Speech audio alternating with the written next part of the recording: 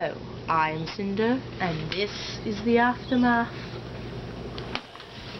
Creepy+pasta, I guess I shall be reading you today, is called Christmas. I could never sleep well in hotels.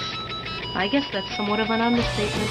I could never sleep well in general, but hotels were the worst. Just the thought of the previous occupant in this bed being a complete stranger is repulsive to my mind, but that's besides the point. What I'm getting at is how the lack of sleep in this hotel changed my life. Christmas. We were spending Christmas in this shitty hotel and not with family. Great. Don't get me wrong. It's not like I don't enjoy the all-you-can-eat buffet of soggy hash browns and grits for Christmas Eve dinner. And, of course, the first snow of the season had to cancel our flight down to Virginia. And it was Christmas Eve. And I was trying to sleep in this bleach-saturated room. My mind wondering what happened in this room for it to need that much bleach. The room was nothing out of the ordinary. 2 beds, one for me and my dad, and the other one for my sister and Mom. A bathroom, a stained microwave that looked like it needed a good dusting. Somehow I escaped the room into the dreamless sleep. Waking up, I could tell that it was early morning. My dad was next to me snoring. He usually wakes up before 4 a.m. That's when it hit me. It's Christmas. I was about to let this bad fortune ruin my favorite holiday. Looking across the bed to check the clock and see what time it was, it's when I noticed a silhouette of a man about 6'3" across the room staring at my mom in her sleep. Still half asleep, and caught up in the moment, I couldn't help thinking of Santa Claus. I realized how stupid that thought was, and horror soon filled my head. I choked back a scream.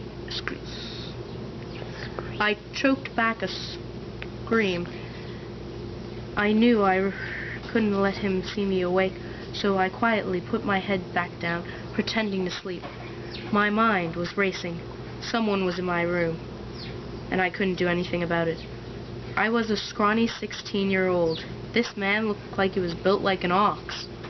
I wonder if I could have woke up my dad in time, but I knew that wouldn't work.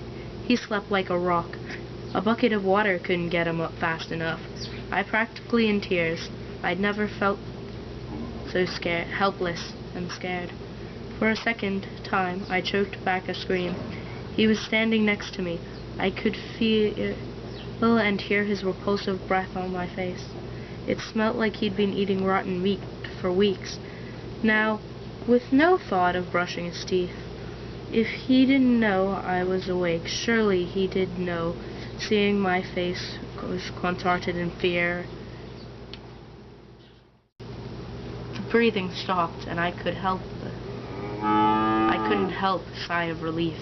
I would have kicked myself, but there was no need. I could hear the room open and close, the room door open and close. I launched myself out of bed. Nothing in the room was astray, and my family was still asleep.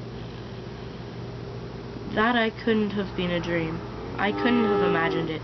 Feeling awake as ever, a horrible idea popped into my head, and before I could push it away, I was pulling open the door. Glancing back to the door in order to memorize the room number, I saw a giant spray-painted black X on the door. Had I seen this without prior experience, I probably would have thought, oh, it was just some stupid kids. I knew better, but not enough to know what it was for. My heart skipped a beat. There he was, turning the corner at the end of the hallway. Why am I doing this? I tailed him down into the parking lot. He was nowhere in sight. One moment, he was walking out of the lobby. Next minute, he was gone. Realizing how cold it was outside, in a thin paper pajamas, I returned to the lobby. No one was around. Strange. I could have sworn there was usually a night guard.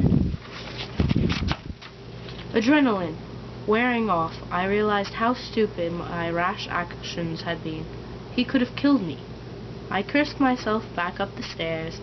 I knew something was wrong when I got to my floor. The door to my room was wide open. I hadn't have left it that way, had I? I walked inside.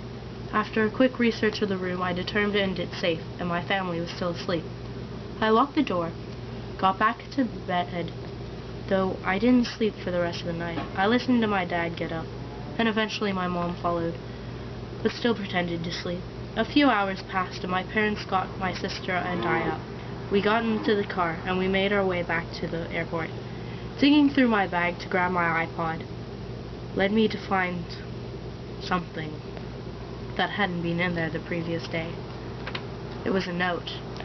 A note that simply held 5 words I still think about to this day. I knew you were awake. It's now been 2 months since the hotel experience. I'm still scared for my life, and it gets worse every day. That note I found wasn't the only one. I still receive them. Author unknown.